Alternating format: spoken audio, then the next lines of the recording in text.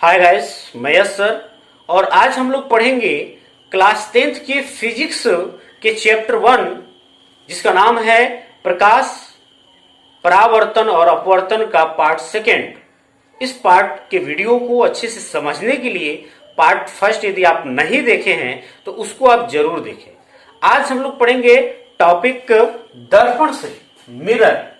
तो सबसे पहले हम लोग बात करेंगे कि मिरर किसे कहा जाता है, दर्पण किसे कहा जाता है। वह चिकनी और चमकीली सतह जो निश्चित नियमों के अनुसार प्रकाश के परावर्तन को दिखाए तथा जिसका एक भाग, एक सतह कम से कम रजतित जरूर हो, उसे ही जो है दर्पण कहा जाता है। जैसे एक मैं यहां पे ड्रॉ कर दूं, ये देखिए, इसका एक भाग ये चिकनी और चमकीली सतह है, एक भाग मैंने क्या किया, रजतित कर दिया। ये कलयकृत सिल्वर से चांदी मिलाकर मैंने इसको रंग दिया। चूंकि चांदी जो है बहुत अच्छा परावर्तक होता है, पार्ट 1 में हमने जाना है, तो हमने एक भाग रजतित कर दिया और एक भाग ऐसे रख दिया, तो इसको जो है दर्पण कहेंगे, इसको मिरर कहेंगे।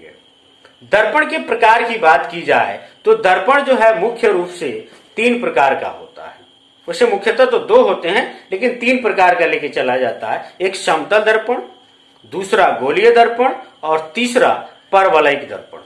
क्या है समतल दर्पण? What is plane mirror? तो प्लेन मिरर की बात करें, समतल दर्पण की बात करें, तो जिस दर्पण का परावर्तक सतह प्लेन हो, समतल हो, उसको समतल दर्पण कहा जाता है। जैसे आप देख सकते हैं, एक मैंने मिरर बनाया है, इसका एक भाग मैंने रजतित कर दिया, इधर से सिल्वर्ड हो गया है, और एक तरफ जो है ये प्लेन है, इसका जो परावर्तक सतह है, जिधर से परावर्तन के गुण को दिखाएगा वो प्लेन है, तो ये प्लेन मिरर है, ये समतल दर्पण है। उसके बाद से गोलीय दर्पण क्या है? गोलीय दर्पण को इंग्लिश में स्फेरिकल मिरर कहा जाता है। गोलीय दर्पण, जिस दर्पण का परावर्तक सतह किसी खोखले गोले का भाग हो, उस दर्पण को ही गोलीय दर्पण कहा जाता है। होता क्या है, ये गोलीय दर्पण है, गोलीय दर्पण के बाहरी सरफेस को हमने क्या किया, ये रजतित कर दिया, तो ये अंदर से परावर्तन को दिखाएगा। अंदर के सरफेस को मैंने रजतित कर दिया तो बाहर से परावर्तन को दिखाएगा। तो इसी खोखले गोले का भाग गोलीय दर्पण होता है। गोलीय दर्पण जो है वो 2 प्रकार का होता है। एक होता है अवतल दर्पण, जिसको अभिसारी दर्पण, इंग्लिश में कनकेव मिरर के नाम से जाना जाता है। दूसरा होता है उत्तल दर्पण, जिसको अपसारी दर्पण, इंग्लिश में कन्वेक्स मिरर के नाम से जाना जाता है। तो क्या है अवतल दर्पण? इसकी बात करें तो जिस दर्पण का परावर्तक सतह धंसा हो, उस दर्पण को अवतल दर्पण कहा जाता है। जैसे एक यहां पे मैं इसको मिटा दूं, ये मैंने एक दर्पण बनाया, इसका बाहर वाला हिस्सा मैंने क्या किया, रजतित कर दिया, और अंदर वाला हिस्सा जो परावर्तित करने का काम करेगा वो धंसा हुआ है, तो ये अवतल दर्पण हो गया। इसे अभिसारी दर्पण भी कहते हैं।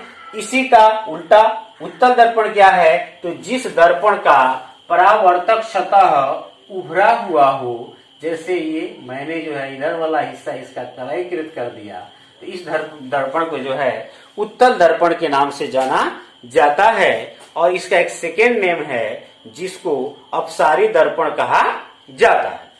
परवलयिक दर्पण क्या है? What is parabolic mirror? तो पैराबोलिक मिरर की बात करें गाइस, तो जिस दर्पण का द्वारक छोटा हो, ये जो है इसकी चौड़ाई जो है ये द्वारक है, ये जो है दिख रहा है कि ये अवतल दर्पण है, लेकिन अवतल का द्वारक बड़ा होता है। जिस दर्पण का द्वारक छोटा हो, उस दर्पण को जो है परवलयिक दर्पण के नाम से जाना जाता है, पैराबोलिक मिरर के नाम से जाना जाता है। उसके बाद से बात करें हम लोग गोलीय दर्पण से संबंधित विभिन्न पदों के बारे में, तो आइए देखते हैं। सबसे पहले हम जानेंगे वक्रता केंद्र क्या है, सेंटर ऑफ कर्वेचर किसे कहा जाता है। गोलीय दर्पण जिस खोखले गोले का एक भाग होता है, उस खोखले गोले के केंद्र को ही जो है दर्पण का वक्रता केंद्र कहा जाता है। इसे C से सूचित किया जाता है, कैपिटल C से सूचित करेंगे। जैसे ये गोलीय दर्पण है, खोखला गोला है, इससे गोलीय दर्पण मैंने बनाया है। इसका बाहरी वाला ये जो सरफेस है ये रस्तित है और अंदर जो है परावर्तक सतह धंसा है, तो ये अवतल दर्पण है। इसका परावर्तक सतह उभरा है, तो ये उत्तल दर्पण है। तो जिस खोखले गोले का भाग है इसी के सेंटर को, इसको जो है, इसी को जो है वक्रता केंद्र, सेंटर ऑफ कर्वेचर कहा जाता है। जो अवतल दर्पण है उसका जो सेंटर ऑफ कर्वेचर होता है गाइज, वो दर्पण के सामने होता है और उत्तल दर्पण में दर्पण के पीछे होता है। जैसे इसका परावर्तक सतह इधर है तो इसके पीछे होता है सेंटर ऑफ कर्वेचर। उसके बाद से बात करें ध्रुव क्या है। ध्रुव को इंग्लिश में पोल कहते हैं और गोलीय दर्पण के ज्यामितीय केंद्र को ही दर्पण का ध्रुव कहा जाता है। इसे पी से सूचित करते हैं, पी फॉर पोल। या दूसरे शब्दों में बात करें गाइस तो होगा कि दर्पण के सतह के मध्य बिंदु को ही ध्रुव कहा जाता है, पोल कहा जाता है। उसके बाद से ये जो है इसका पोल है, यहां ये पोल है। फिर है मुख्य अक्ष, प्रिंसिपल एक्सिस किसे कहते हैं, जिसको प्रधान अक्ष के नाम से भी जाना जाता है। तो दर्पण के ध्रुव और वक्रता केंद्र को, दर्पण के ध्रुव और वक्रता केंद्र को जो मिलाने वाली सरल रेखा है, उसी को जो है दर्पण का मुख्य अक्ष या प्रधान अक्ष के नाम से जाना जाता है। इसको प्रिंसिपल एक्सिस कहा जाता है। अगला है दर्पण का द्वार, एपर्चर ऑफ मिरर किसे कहते हैं। तो दर्पण के चौड़ाई को ही, जैसे ये चौड़ाई है दर्पण का या ये चौड़ाई है, दर्पण के चौड़ाई को ही दर्पण का द्वारक कहा जाता है। वक्रता त्रिज्या किसे कहते हैं, रेडियस ऑफ कर्वेचर किसे कहा जाता है। तो दर्पण के ध्रुव और वक्रता केंद्र के बीच की दूरी को वक्रता त्रिज्या के नाम से जाना जाता है। इसे कैपिटल आर से सूचित किया जाता है। उसके बाद मुख्य फोकस या नाभि की बात करेंगे तो इसके लिए कहेंगे कि दर्पण के प्रधान अक्ष के समानांतर आती हुई प्रकाश की किरणें परावर्तन के बाद दर्पण के जिस बिंदु पर मिलती है या मिलती हुई प्रतीत होती है, जैसे यदि ये अवतल दर्पण है तो इसको मैंने ड्रॉ कर दिया और ये प्रिंसिपल एक्सिस हो गया, ये सेंटर ऑफ कर्वेचर हो गया, ये आ रही है किरण और यहाँ से परावर्तन के बाद जिस बिंदु से जा रही है, जैसे आई और परावर्तन प्रिंसिपल एक्सिस के पैरेलल आती हुई प्रकाश की किरण है, ये आई और जहां से जा रही है उसी को, ये जो है यहाँ गुजर रही है इस पॉइंट से, तो इस पॉइंट को ही दर्पण का मुख्य फोकस या नाभि कहा जाता है। और अवतल में क्या, उत्तल में क्या होता है, उत्तल में जो है जाती हुई प्रतीत होती है, क्योंकि इसका सेंटर ऑफ कर्वेचर पीछे होता है। ये प्रकाश की किरण आई और ऐसे चली जाती है बाहर की तरफ, इसको डॉटेड लाइन से मिलाते हैं। ये पैरेलल आई प्रिंसिपल एक्सिस के, ऐसे चली गई, इसको डॉटेड लाइन से मिलाते हैं। इस तरह से जितनी जो है किरणें जाती हैं वो बाहर चली जाती है, इसको डॉटेड लाइन से मिलाते हैं। तो जहां पे मिलती हुई प्रतीत हो रही है इसी को जो है मुख्य फोकस या नाभि के नाम से जाना जाता है। उसके बाद से फोकसांतर या फोकस दूरी या नाभ्यांतर क्या है। तो दर्पण के ध्रुव और मुख्य फोकस के बीच की दूरी को ही दर्पण की फोकस दूरी या फोकसांतर या नाभ्यांतर कहा जाता है। दर्पण के फोकस को बड़ा एफ से सूचित किया जाता है और दर्पण के भी फोकस दूरी को जो है छोटा एफ से सूचित किया जाता है। ये अगला टॉपिक हम लोग जानेंगे कि गोलीय दर्पण की फोकस दूरी तथा वक्रता त्रिज्या के बीच का संबंध क्या होता है, क्या रिलेशन होता है। एक्चुअली जो गोलीय दर्पण का वक्रता त्रिज्या होता है, उसकी वक्रता त्रिज्या जो होती है उसकी फोकस दूरी की दूनी होती है। या इसका विपरीत यदि हम कहें कि गोलीय दर्पण की जो फोकस दूरी होती है वो उसके वक्रता त्रिज्या की आधी होती है। तो इसको जो है 1 बाय 1 करके हम प्रूफ करेंगे। एक बार अवतल दर्पण में प्रूफ करेंगे और एक बार उत्तल दर्पण में प्रूफ करेंगे। आइए हम अवतल दर्पण में पहले प्रूफ करते हैं। अवतल दर्पण में हम प्रूफ करेंगे, एग्जाम में क्वेश्चन पूछा जा सकता है कि सिद्ध करो कि अवतल दर्पण में F बराबर R/2 या R बराबर 2F, या बोल सकता है कि सिद्ध करो अवतल दर्पण की वक्रता त्रिज्या उसकी फोकस दूरी की दुगुनी होती है। या कह सकता है कि सिद्ध करो कि अवतल दर्पण की फोकस दूरी उसकी वक्रता त्रिज्या की आधी होती है। या कह सकता है कि सिद्ध करो कि अवतल दर्पण की वक्रता त्रिज्या के मध्य में उसका मुख्य फोकस स्थित होता है। कुछ भी लिखा जा सकता है, फंडा सिर्फ सेम है कि सिद्ध करना है F बराबर R/2। मैंने पहले ही ड्रॉ कर दिया है। देखिएगा एक फिगर मैंने ड्रॉ किया है। ये जो फिगर है MM' एक दर्पण है। इस दर्पण को आप आइडेंटिफाई कर सकते हैं, ये अवतल दर्पण है। क्यों? क्योंकि इसका जो परावर्तक सतह धंसा हुआ है। ये प्रिंसिपल एक्सिस है, इसका ध्रुव है, मुख्य फोकस है और वक्रता केंद्र है। ये प्रिंसिपल एक्सिस के समानांतर एक किरण AB आ रही है जो दर्पण से टकराने के बाद इसके मुख्य फोकस से होकर जा रही है। फिर B से C को मिला दिया गया है। ये अविलंब की तरह काम करेगा। ये आपतित किरण है और अविलंब है, तो आपतित किरण और अविलंब के बीच बने हुए कोण को आपतन कोण कहेंगे, कोण I, और परावर्तित किरण और अविलंब के बीच बने हुए कोण को R कहेंगे, जिसको परावर्तन कोण कहा जाता है। तो आइए मैंने क्या माना है, मैंने माना MM' एक अवतल दर्पण है जिसका ध्रुव P तथा वक्रता केंद्र C है। दर्पण के प्रधान अक्ष के समानांतर आती हुई किरण AB परावर्तन के बाद मुख्य फोकस F से होकर गुजरती है। साथ C से B को मिलाया, साथ ही C से B को मिलाया जो अभिलंब है। तो कोण AB, ये B है, और C आपतन कोण होगा, कोण I कहेंगे। उस तरह से कोण CBF परावर्तन कोण होगा, इसको कोण R कहेंगे। फोकस दूरी जो है PF है, इसको छोटा f कहेंगे, ठीक है। उसके बाद से इसकी जो वक्रता त्रिज्या है वो PC है, जिसको R कहा जाएगा। सिद्ध क्या करना है कि F बराबर R/2। आइए गाइस, हम लोग जानते हैं परावर्तन का नियम हम लोगों ने पढ़ा है कि परावर्तन के सेकेंड नियम के अनुसार आपतन कोण परावर्तन कोण के बराबर होता है। तो कोण I जो होगा कोण R के बराबर होगा। प्रमाण में मैंने लिखा है कि परावर्तन के नियम से चूंकि आपतन कोण बराबर परावर्तन कोण, इसीलिए आपतन कोण है कोण ABC, कोण ABC बराबर कोण CBF। इक्वेशन नंबर इसको 1 माना है मैंने। चूंकि ये जो किरण आ रही है वो प्रिंसिपल एक्सिस के पैरेलल है, तो चूंकि AB इज पैरेलल टू ये CP, तो जब पैरेलल है तो इसको ये तिर्यक-छेदी रेखा जो कट कर रही है, तो यह जो कोण है और यह जो कोण है, दोनों कोण क्या होगा, एकांतर कोण से आपस में बराबर होगा। इसीलिए कोण ABC बराबर होगा कोण BCF के। इसको इक्वेशन 2 मानो। एक में क्या था, ABC जो है CBF के बराबर है, और 2 में क्या आ गया, ABC जो है BCF के बराबर हो गया। तो 1 और 2 से दोनों का LHS बराबर है, तो डेफिनेटली RHS भी बराबर होगा। समीकरण 1 तथा 2 से कोण CBF बराबर कोण BCF।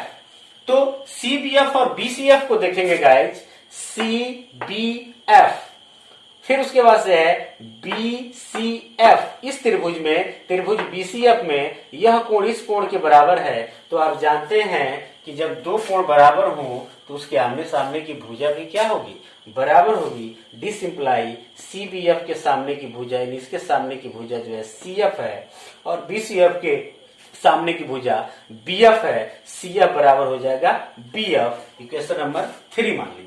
देखिए गाइस, ये जो आपतित किरण जो आई है एक्चुअली प्रिंसिपल एक्सिस के बहुत करीब होती है।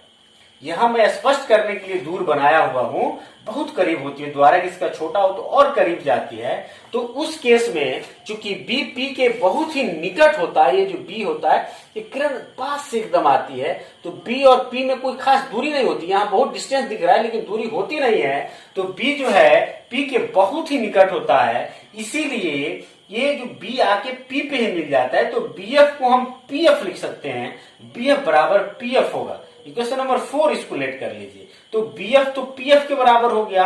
तो यहां देखिए ये BF की जगह पे 3 और 4 से जहां BF बराबर है तो CF बराबर PF हो जाएगा। समीकरण 3 तथा 4 से CF बराबर PF। थोड़ा ध्यान दीजिए, CF और PF, इससे यही लग रहा है कि F जो है वो PC का मध्य में है। तो एफ जो है पीसी का मध्य बिंदु है। तो जब यह पीसी का मध्य बिंदु है का मतलब ये जो पी से एफ तक की दूरी है वो पीसी की आधी होगी, यानी P F is equal to PC by 2। PF को गाइज छोटा एफ कहते हैं, फोक्सांतर कहते हैं, और पीसी को गाइज वक्रता त्रिज्या कहा जाता है, इसको आर से सूचित करते हैं। इस प्रकार से एफ बराबर आर बाई 2 प्रूव्ड। आइए गाइज एफ बराबर आर बाई 2 को जो है अब हम उत्तल दर्पण में सिद्ध करेंगे। देखिएगा मैंने यहाँ एक उत्तल दर्पण ड्रॉ कर दिया है, और उत्तल दर्पण का आप जानते हैं क्योंकि इसका परावर्तक उभरा हुआ होता है, तो ये उभरा हुआ है, ये प्रिंसिपल एक्सिस है, और फिर एक आपतित किरण ए भी आ रही है जो कि टकरा कर जो है इधर डी की तरफ चल जा रही है। इसको जो है डॉटेड लाइन से एफ से मिलाए हैं, और एक मैंने फिर से बी से सी को मिलाया और इसको आगे एन तक बढ़ा दिया है। यहाँ मैंने लिखा है, इसको माना है एम एम डैश। क्या है देखिएगा, माना एम एम डैश एक उत्तल दर्पण है जिसका ध्रुव पी तथा वक्रता केंद्र सी है। ध्रुव पी है और वक्रता केंद्र सी है।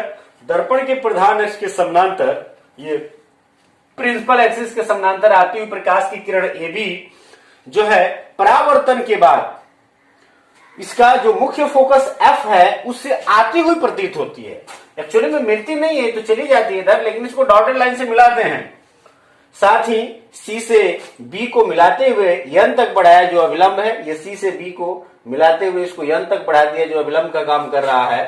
कोण ए बी एन आपतन कोण हो गया, कोण डी बी एन परावर्तन कोण हो गया। आपतन कोण को आई और परावर्तन कोण को आर हमने मान लिया। फोकस दूरी पी एफ है जिसको छोटा एफ कहते हैं, और पीसी जो है वक्रता त्रिज्या है जिसको आर कहा जाता है।